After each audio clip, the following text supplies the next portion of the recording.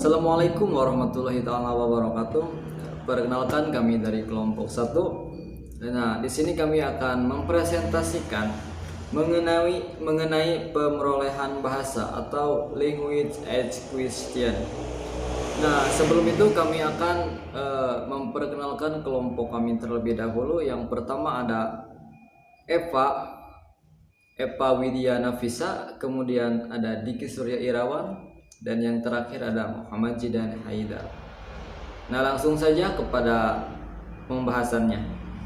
Pertama, pemerolehan bahasa dalam istilah bahasa Inggris disebut dengan language acquisition, yakni proses di mana penguasaan bahasa dilakukan oleh anak secara alami. Hal ini terjadi pada waktu ia belajar bahasa ibunya. Nah, menurut Stephen Carlsen, istilah pemerolehan berbeda dengan pembelajaran atau disebut juga dengan learning. Di dalam Encyclopedia of Linguistics, pemerolehan bahasa disebut sebagai studi tentang pembangunan bahasa seseorang atau the study of the development of person. Dan biasanya acuannya adalah bahasa asal mereka atau bahasa ibu, bahasa kedua, ataupun yang lainnya. Nah, pemerolehan bahasa merupakan produk dari adanya interaksi nyata antara pelajar dan orang-orang yang ada di lingkungan bahasa target, di mana pelajar sebagai pemain aktif. Nah, hal ini mirip dengan anak yang belajar dengan bahasa ibu mereka. Proses ini akan menghasilkan keterampilan fungsional dalam bahasa lisan tanpa tuntunan pengetahuan teoritis. Dengan kata lain, pelajar memiliki upaya untuk mengembangkan keterampilan untuk berinteraksi dengan orang asing serta menciptakan situasi komunikasi secara alami atau natural communication situation. Nah, agar dapat memahami bahasa mereka tanpa adanya tuntutan untuk menguasai teori.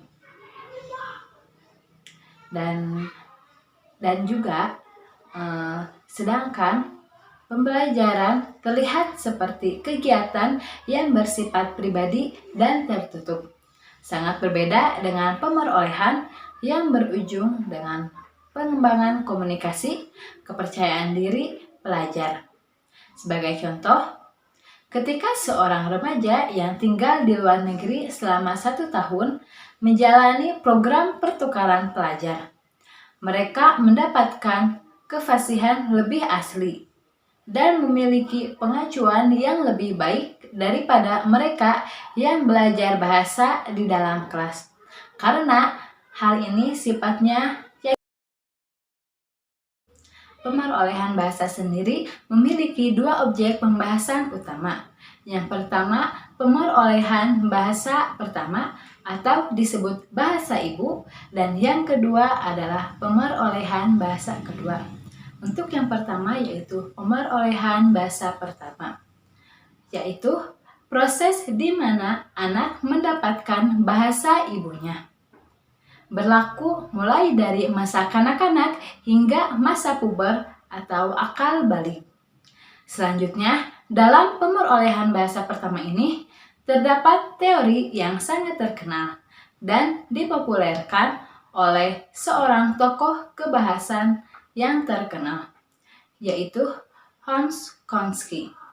Teori ini disebut dengan hipotesis nurani, yang memiliki maksud bahwa setiap bayi manusia yang telah lahir sudah memiliki kapasitas khusus untuk berbahasa, dan dalam hal ini tidak dimiliki oleh makhluk-makhluk yang lainnya. Dan adapun juga dia juga berpendapat bahwa pemerolehan bahasa pertama sangat didukung oleh adanya LAD atau Language Acquisition Device, atau sering disebut juga dengan alat pemerolehan bahasa. Menurut Skinner, dapat disimpulkan bahwa pemerolehan pengetahuan termasuk juga pengetahuan bahasa dipicu karena adanya stimulus yang dibarengi dengan respon. Bila responnya sesuai dengan yang diharapkan, maka akan mendapatkan sebuah hadiah. Bila sebaliknya, maka akan mendapatkan sebuah hukuman. Dari proses pengulangan seperti inilah muncullah kebiasaan.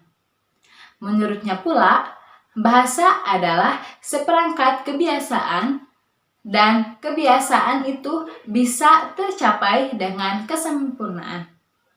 Bila telah melalui latihan berkali-kali dan berulang-ulang, sebab latihan merupakan bagian yang sangat penting dan tidak terpisahkan dalam pengajaran bahasa asing. Walaupun pengaplikasiannya tertuju kepada metode-metode semisal oral approach atau audiogonal approach, atau dengan metode-metode yang lainnya. Nah, di sini ada pemerolehan bahasa kedua.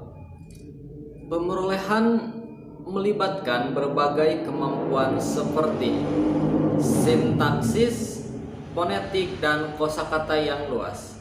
Biasanya pemerolehan bahasa merujuk pada pemerolehan bahasa pertama yang mengkaji memperoleh anak terhadap bahasa ibu mereka. Jadi bisa dipahami bahwa jika pemerolehan yang biasanya digunakan bagi bahasa pertama digunakan pada bahasa kedua, maka pemerolehan bahasa kedua memiliki arti sebuah proses manusia dalam mendapatkan kemampuan untuk menghasilkan, menangkap, serta menggunakan kata secara tidak sadar untuk berkomunikasi. Nah, melibatkan kemampuan sintaksis, fonetik, dan kosakata yang luas pada selain bahasa ibu atau pertama, yaitu bahasa kedua, ketiga, keempat, dan seterusnya, atau sering disebut bahasa target atau target language. Nah, kemudian di sini ada pembelajaran bahasa atau language learning.